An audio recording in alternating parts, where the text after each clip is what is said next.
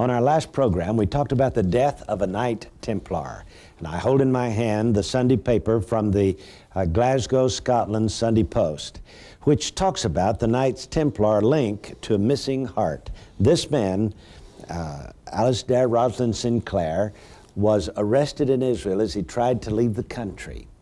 And he died while in police custody. When his body was returned for burial, they found his heart had been removed. Is this some bizarre ritual in which the Knights Templar are told in no uncertain terms, stay out of Israeli politics? According to a spokesman for the Knights Templar, quote, "We are currently involved in an attempt to remove control of the holy sites of Jerusalem from the Israeli government. We believe they should be administered by the United Nations and are working with the UN and NATO to achieve that goal." Gary Stimmer is here to discuss with me death of a Knight Templar. And the Knights Templar, their very name, knight on the one hand, someone pledged to do battle and to do service, Templar, of or pertaining to the Holy Temple or the Temple Mount in Jerusalem. And they are tied up with, in spite of all their public protestations to the contrary, they're intimately tied up with the possession of the Temple Mount. They want very much to control what goes on there. J.R. mentioned that Alistair Roslin Sinclair was shipped back to Scotland without a heart. Reminds us of what happened in 1330. Robert the Bruce, the founder of the nation Scotland, himself a Knights Templar, died. And a group of Scottish knights tried to take his heart back to the Holy Land. In fact, they did. There they met the Moorish army in the Holy Land, and after a fierce battle, only a few knights remained alive. They returned to Scotland, as the story goes, J.R., with his heart. And some say that they left his heart there in the Holy Land. Some say that it was returned and buried in Scotland as a mark of respect to the Moors. But there are all kinds of stories, including the fact that his heart is said to be buried in a casket at Melrose Abbey to this very day. Everywhere you encounter the Knights Templar, J.R., you run into these semi-mythological stories, all of which have to do with the Holy Temple Mount. In 1989, I published a book entitled Guardians of the GRAIL and the Men Who Plan to Rule the World. As I said in the opening chapter, there are some 9,000 of these special people who feel that they have a right to take over Jerusalem and to set up one of their own upon the throne. And I opened the book by saying this book reveals the sordid story of a secret organization based in Europe, which down through the centuries has been the guardian of a so-called holy bloodline, the Holy Grail, GRAIL being holy bloodline. Participants in this clandestine group believe that the members of this sacred lineage are descended from Mary Magdalene and Jesus Christ. Their ultimate goal is world government. And the mysterious group, made up of over 9,000 men, I write, including Protestant, Roman Catholics, Jews, and Muslims, the members of this secret sect should be considered unfaithful to their respective beliefs. They are neither Jew nor Muslim, nor Christian nor Catholic. Their doctrine sidesteps the basic tenets of those beliefs and replaces them with the teachings of their greatest prophet, whom they believe to be Buddha.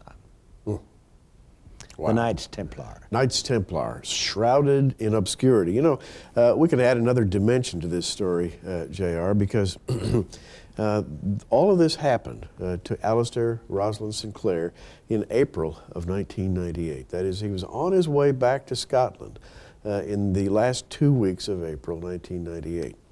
A very important man, without a question. Less than 2 weeks later, as reported in the Edinburgh Scotsman of May 11th, 1998, we have this headline: the return of a secret group that rules the world. And this group happens to be called the Bilderberg Group, or the Bilderbergers. They met right there at the place where Alistair was returning to. And what did they meet to discuss? Well, let me just read about the group. First of all, they're shrouded in secrecy, and purposefully so.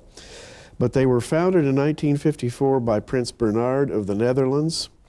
Their name, Bilderberger, simply stems from the name of the hotel where they first met in the Netherlands, called the Bilderberg Hotel.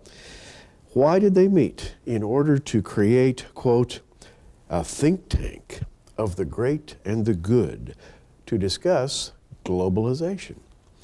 The secrecy that surrounds its annual 4-day meeting is legendary.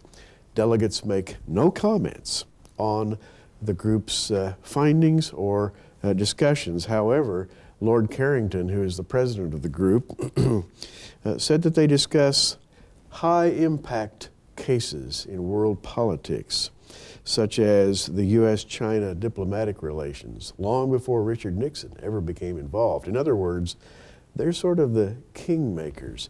And there's a shadowy, mystical, perhaps not so mysterious connection between this group and the Knights Templar. You know, Gary, I saw a piece on the Biography channel about the Knights Templars recently, and it was very damaging in what they had to say. Yes. They indicated that many of these people, such as the China trip by President Nixon, was actually initiated by the Knights Templars and the secret groups extending out from the Knights Templars. You know, it's interesting that there is a desire upon the part of these secret organizations, which, by the way, is a part of the United Nations. I think the UN is one of their goals, and world government, to take away the Temple Mount from the Jews and internationalize it, so that it will become under the control of the 5 permanent members of the United Nations Security Council.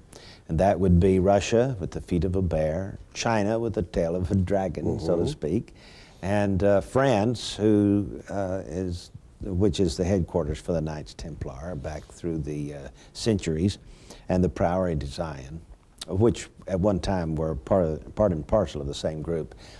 And then there's Great Britain, mouth of a lion, and the United States, the wings of an eagle, and it sounds like you've got the beast of Revelation 13. Absolutely.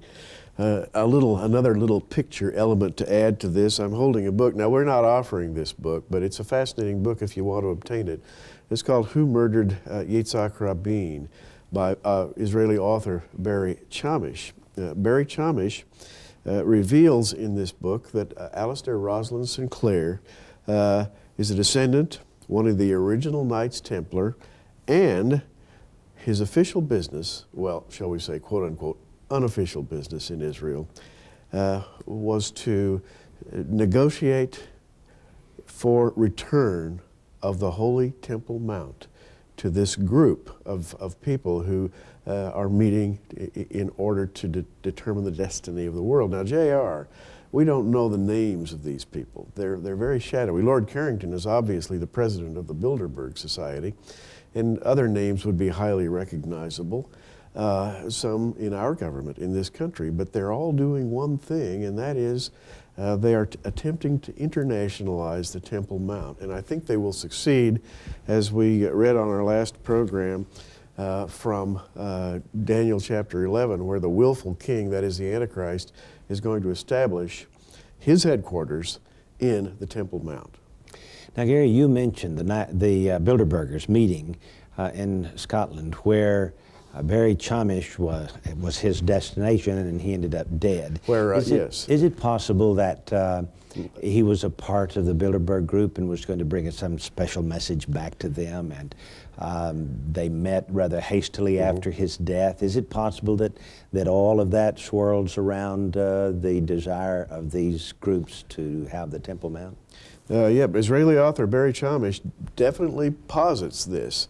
In other words, he was on official business reporting back to people who were the higher-ups in some organization to return the Temple Mount.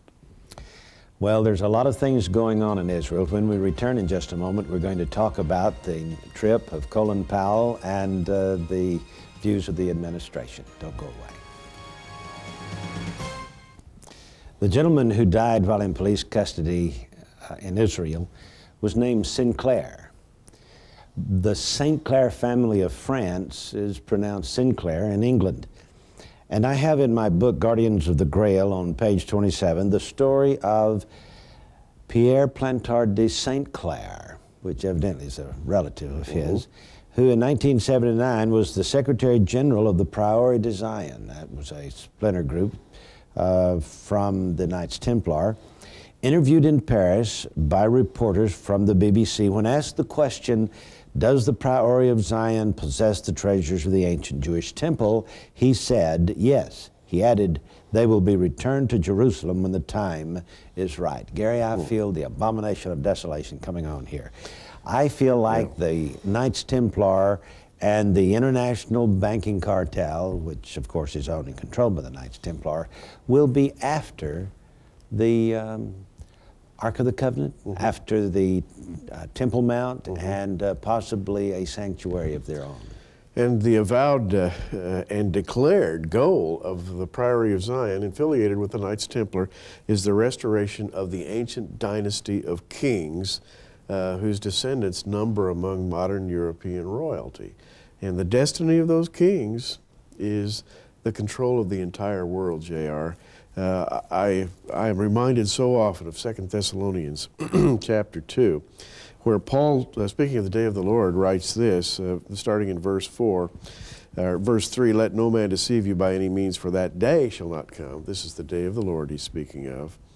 Except there come a falling away first, and that man of sin be revealed, the son of perdition, who opposeth and exalteth himself above all that is called God, or that is worshipped, so that he, as God, sitteth in the temple of God, showing himself that he is God. This is the very thing we're discussing, J.R., nothing more or less than who has the right to sit on that Temple Mount and declare that he's in control of everything. That's the question. But they're going to usurp the throne of God. When the Antichrist, whoever he might be, decides that he's greater than God, that he's going to do what Lucifer once said he wanted to do, to establish his throne on the sides of the north, which, by the way, could be the sides of the north side of the Temple Mount as well, north of the Mosque of Omar. And I know this is a play on words, but you know, the Bible is filled with metaphors that have secondary meanings, and so it is possible that this Antichrist could just simply say, I'm God. I'm the Messiah that the Jews have been looking for all these years. And Gary, in Hosea, it even talks about the Antichrist coming against the temple under the symbol of an eagle. Absolutely, J.R. And by the way, that happened in the first century, the Herodian dynasty, that their symbol was the eagle. And it later became infiltrated into Rome, where the royal symbol was also the eagle, and I think also of Nazi Germany. And where Hitler was trying to act out the dreams of the destiny of the Roman Empire, and of course his symbol was the royal eagle as well. You know, I've seen that German eagle on the backdrop behind the podium where Adolf Hitler would speak. You know, I've seen newsreels of it.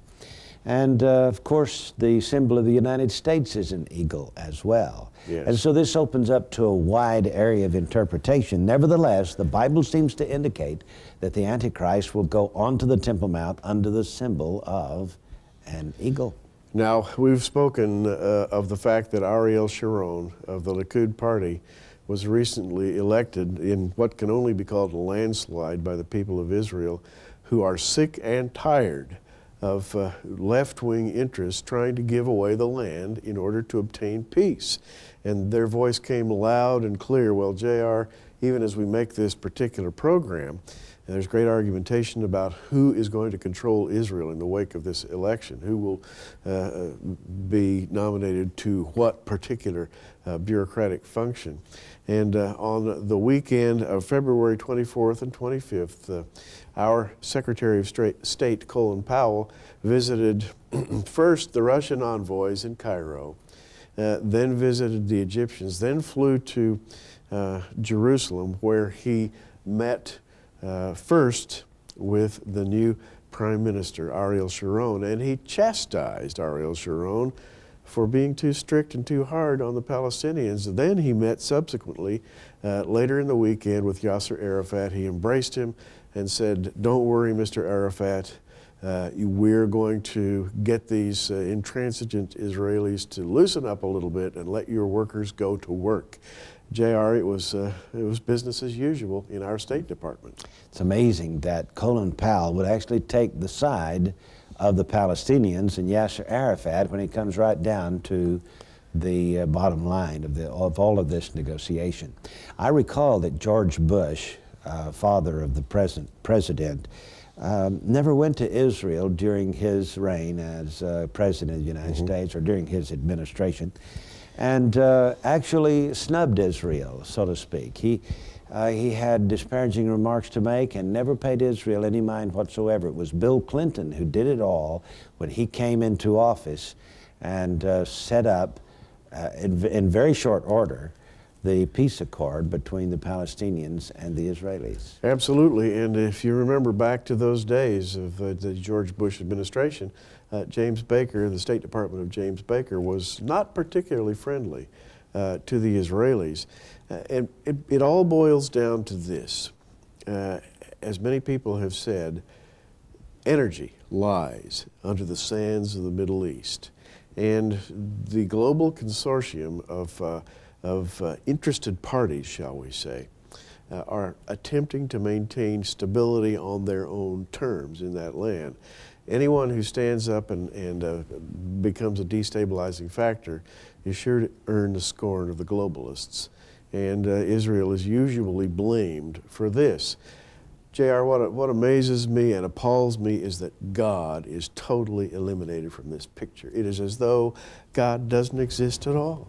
These men between themselves say, we are going to control what happens there on the Temple Mount. We are going to control who does what in and around the Holy Land, and God is just left out of the equation. That's amazing, given what we read in the Bible.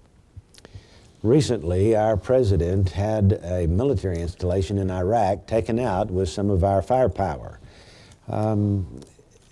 At the time, they told the news media, this is business as usual. Didn't sound like business as usual to me, Gary. No. What happened? What happened was very simply that Saddam Hussein has acquired the ability to deliver nuclear weapons with accuracy into Israel. The old Scud missiles of 1991 are no more.